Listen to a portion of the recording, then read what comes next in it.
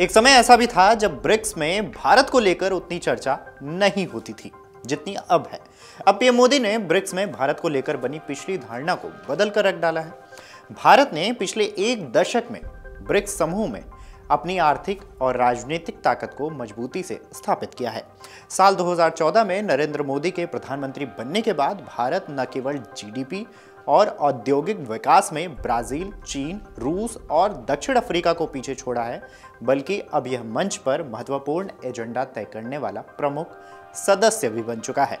ऐसे में इस बार ब्रिक्स में भारत को क्या क्या हासिल हुआ है, चलिए विस्तार से बताते हैं। नमस्कार, मेरा नाम तन्मय है और आप देख रहे हैं अमर उजाला।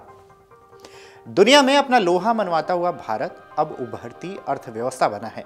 भारत अब ब्रिक्स शिखर सम्मेलन में न सिर्फ भागीदारी है बल्कि बैठकों का एजेंडा भी तय करता है।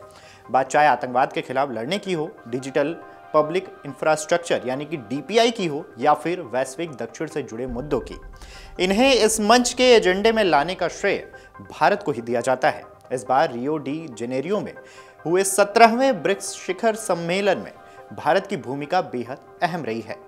ब्रिक्स सम्मेलन में भारत ने वैश्विक मंच पर न केवल अपनी मौजूदगी को मजबूती से दर्ज कराया है बल्कि कई रणनीतिक, कूटनीतिक और आर्थिक उपलब्धियां भी हासिल की हैं। यह सम्मेलन ऐसे समय में हुआ है जब दुनिया जलवायु परिवर्तन, आर्थिक असमानता और वैश्विक संस्थाओं में सुधार जैसी बड़ी चुनौतियों से जूझ रही है। भारत ने इन तमाम विषयों पर अपनी सक्रिय भूमिका निभाई है और ब्रिक्स मंच से कई तरह के फायदे अर्जित किए हैं। आपको बता दें कि भारत ने साल 2028 में संयुक्त राष्ट्र जलवायु परिवर्तन सम्मेलन यानी कि COP 33 की मेजबानी की दावेदारी की पेशकश कर डाली है। अब इस बार रियो में ब्रिक्स नेताओं द्वारा जारी की गई संयुक्त घोषणा में भारत की इस पहल को पूरा समर्थन मिला। यह समर्थन सिर्फ प्रतीकात्मक नहीं बल्कि भारत के लिए वैश्विक जलवायु नेतृत्व को मान्यता मिलने जैसा है। ऐसे में अब आप सोच रहे होंगे कि आखिर COP क्या है। COP जैसे आयोजन की मेजबानी का अर्थ होता है कि भारत की जलवायु नीति वैश्विक केंद्र में आएगी। हरित निवेश से कई बड़े अवसर उत्पन्न होंगे, साथ ही देश को पर्यावरणीय कूटनीति में नेतृत्व की भूमिका भी मिलेगी। वहीं इस कदम को लेकर नेताओं ने क्या कहा है कि सभी प्रकार के वनों का संरक्षण अत्यंत जरूरी है क्योंकि वे जैविक विविधता, जल स्रोतों, मिट्टी और जलवायु संतुलन के लिए बेहद अहम है। ऐसे में ब्राजील में हुए ब्रिक्स देशों के शिखर सम्मेलन में आतंकवाद और संयुक्त राष्ट्र सुरक्षा परिषद यानी कि UNSC में सुधार जैसे मुद्दों पर भारत को बड़ी सफलता मिली है। ब्रिक्स ने पहलगाम हमले की कड़ी निंदा करते हुए भारत के आतंक के खिलाफ सख्त रूप का समर्थन किया है। तो वही UNSC के विस्तार पर भी सहमति जताई गई है। UNSC में नए देशों की एंट्री की मांग भारत लंबे समय से कर रहा है। वहीं पहलगाम आतंकी हमले के बाद भारत ने आतंकवाद के मुद्दे पर सख्त रुख अपनाया है और दुनिया से समर्थन जुटाने की कोशिश भी की है।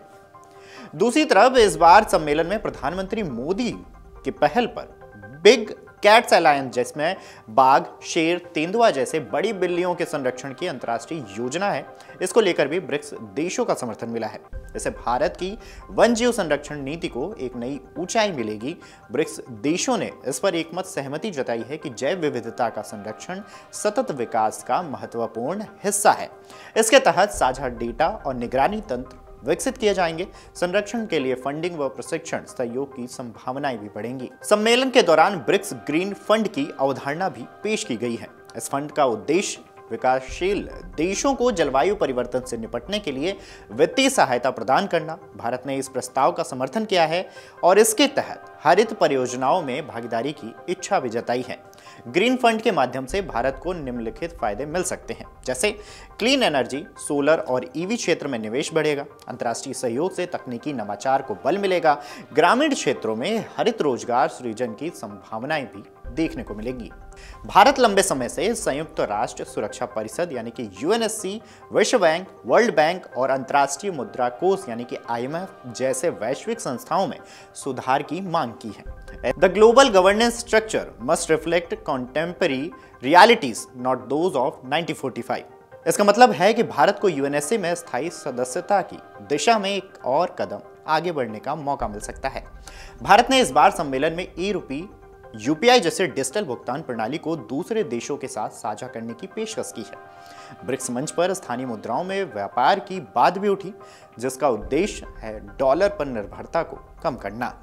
इस कदम के तहत भारत अपने डिजिटल पेमेंट इंफ्रास्ट्रक्चर को निर्यात कर सकता है। यूपीआई जैसे मॉडल को वैश्विक स्तर पर अपनाया जा सकता है। ब्रिक्स के भीतर लेन देन आसान और स्थानीय हो सकेंगे।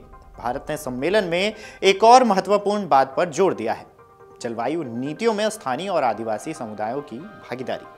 भारत की यह सोच अब ब्रिक्स एजेंडे का हिस्सा बनी है, जिसमें सभी देशों ने इस बात पर सहमति जताई है कि no climate action can be inclusive without indigenous and local participations. इससे भारत को अपनी पारंपरिक ज्ञान प्रणाली को वैश्विक मंच पर दिखाने का मौका मिलेगा। ग्रामीण विकास और जलवायु न्याय को जोड़ने का अवसर भी मिलेगा।